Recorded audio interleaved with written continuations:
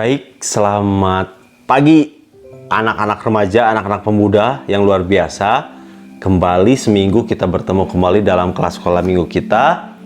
Tetap semangat untuk belajar online. Percayalah apapun yang kita sama-sama pelajari, meskipun mungkin kalian ngerasa aduh males, aduh capek, aduh kayaknya nggak berguna. Percayalah, setiap taburan firman itu akan menjadi bekal buat kita dalam menjalani kehidupan nanti.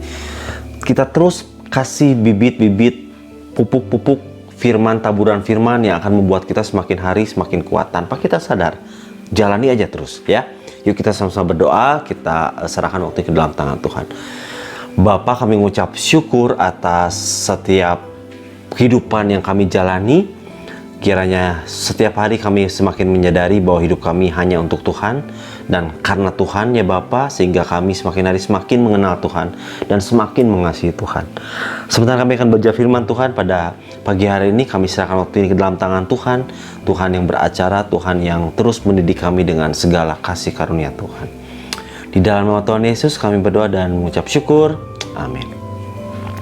Oke, nah hari ini kita akan lanjutkan pelajaran kita minggu lalu. Kalau minggu lalu kita sudah belajar bahwa hari Tuhan adalah rahasia Tuhan, gitu ya.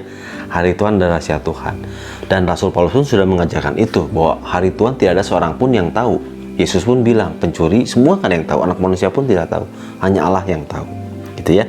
Nah, tetapi, kelanjutan pelajaran hari ini adalah ternyata hari Tuhan yang disebut rahasia itu pun banyak spekulasi beredar di kalangan jemaat pada saat itu, ya, membuat resah, membuat bingung, membuat banyak pemikiran-pemikiran yang liar akhirnya.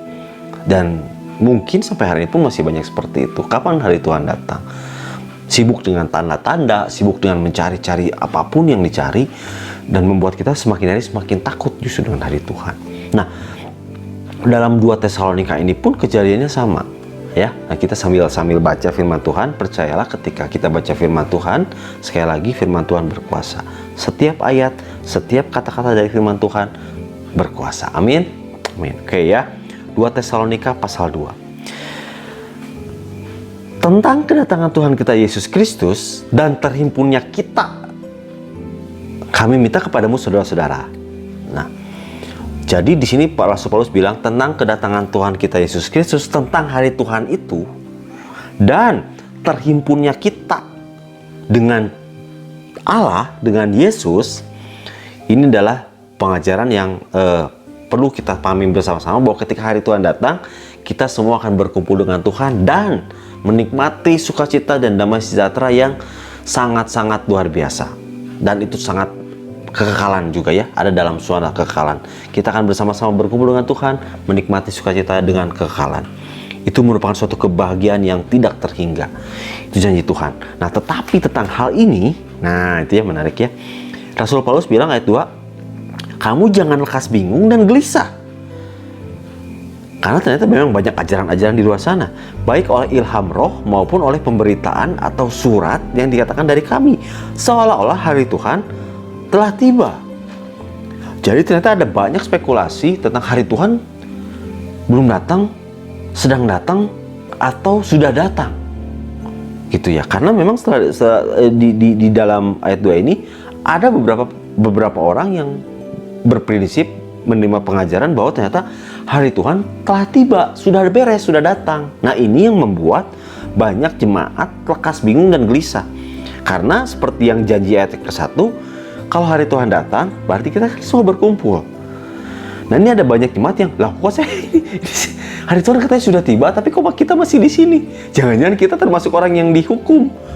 Kegelisahan banyak, dan mungkin sampai hari ini pun banyak hal seperti itu ya.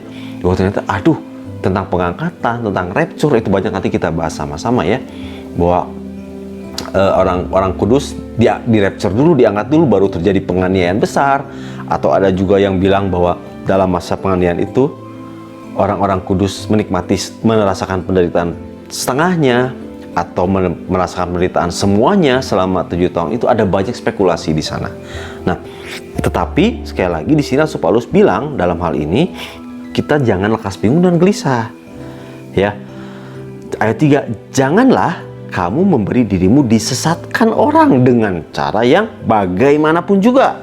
Nah ini, jadi ajaran perintah yang cukup tegas dari Pak Rasul Paulus, jangan memberi kamu disesatkan orang dengan cara bagaimanapun juga. Ya. Sebab kenapa? Sebelum hari itu haruslah datang dahulu murtad dan haruslah dinyatakan dahulu manusia durhaka yang harus binasa. Gitu ya. Jadi ini yang menjadi satu titik poin yang menjadi kejelasan buat sama-sama kita lihat bahwa ada lawan ayat 4 yang meninggikan diri di atas segala yang disebut atau yang disembah sebagai Allah. Bahkan ia duduk di bait Allah dan mau menyatakan diri sebagai Allah. Gitu ya. Ayat 5, tidakkah kamu ingat bahwa itu telah kerap kali kukatakan kepadamu ketika aku masih bersama-sama dengan kamu.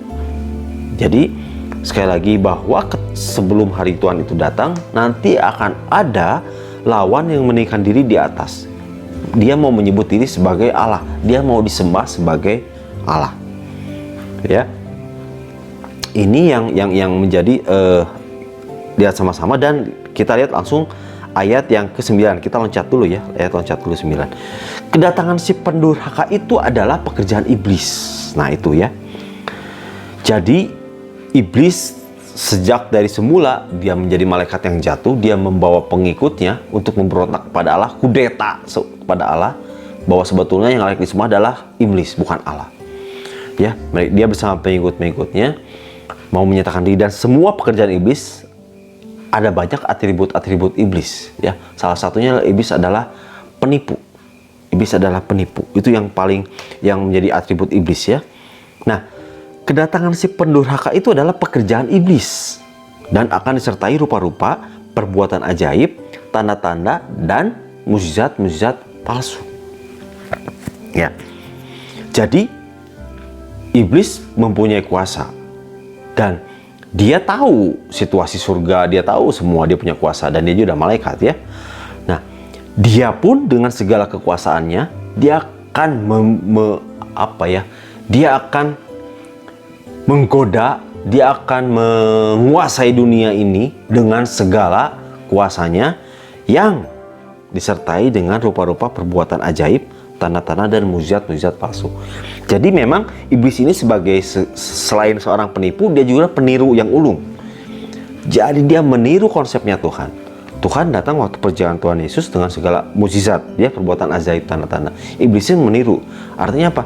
Berarti kamu seolah ingin memberi pesan seperti ini. Tuhan bisa memujizat, saya juga bisa memberi mukjizat. Kenapa kamu harus sembah Tuhan? Sembahlah saya. Nah itu godaan terbesar dan tawaran terbesar iblis buat kita semua. Jadi iblis datang dengan meskipun kalau kita lihat itu tampilannya menyeramkan, tetapi yang dia keluarkan, yang ditawarkan seolah manis di depan. Ada perbuatan ajaib, ada tanda-tanda, dan mukjizat-mukjizat palsu.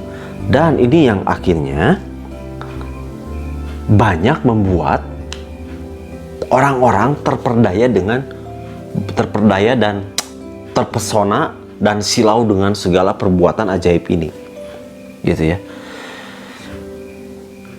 Ayat 10 ya, kita lanjutkan. Dengan rupa-rupa tipu daya jahat terhadap orang-orang yang harus binasa karena mereka tidak menerima dan mengasihi kebenaran yang dapat menyelamatkan mereka.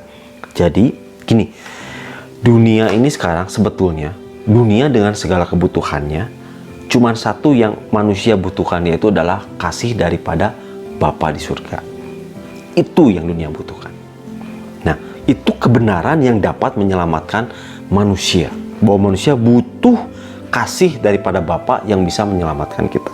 Itu kebenaran.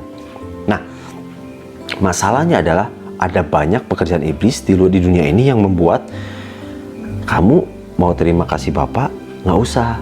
Saya punya kasih yang mirip. Saya punya kasih yang kalau kamu cobain aja dulu. Nah, itu yang disebut dengan ayat yang 10. Dia membungkus segala macam perbuatan jahat dengan kulit yang seolah manis di depan. Ya, ini yang membuat banyak orang terpedaya. Kulitnya apa? Manis itu. Ada banyak perbuatan ajaib, tanda-tanda, dan mukjizat-mukjizat palsu. Manusia akan tergoda dengan, oh ternyata ini bisa kita terima juga sebagai suatu kebenaran. Karena apa? Roh dalam kita, roh bawah sadar kita, hati nurani kita, sebetulnya mencari satu pribadi, satu kuasa di atas kita, yang kita akui di atas kita, yang layak untuk kita sembah. Ini merupakan roh bawah sadar kita. Nah, seharusnya kebenaran yang abadi, yang sejati adalah, kebenaran itu adalah roh itu siapa? Allah Bapa di surga. Sehingga kita akan semakin merasakan sukacita, damai ketika kita menyembah roh Allah Bapa di surga. Ya, itu. Nah, tetapi kenapa kita harus menyembah Allah, gitu kan? Karena kita tahu Allah penguasa segala alam semesta. Nah, iblis masuk lewat cara itu, ya, dengan segala perbuatan, tanda-tanda dan mujizat palsu. Nah, oleh karena itu banyak orang yang terperdaya dengan hal-hal seperti ini, ya. Dan itulah sebabnya Allah mendatangkan kesesatan atas mereka yang menyebabkan mereka percaya akan dusta. Gitu.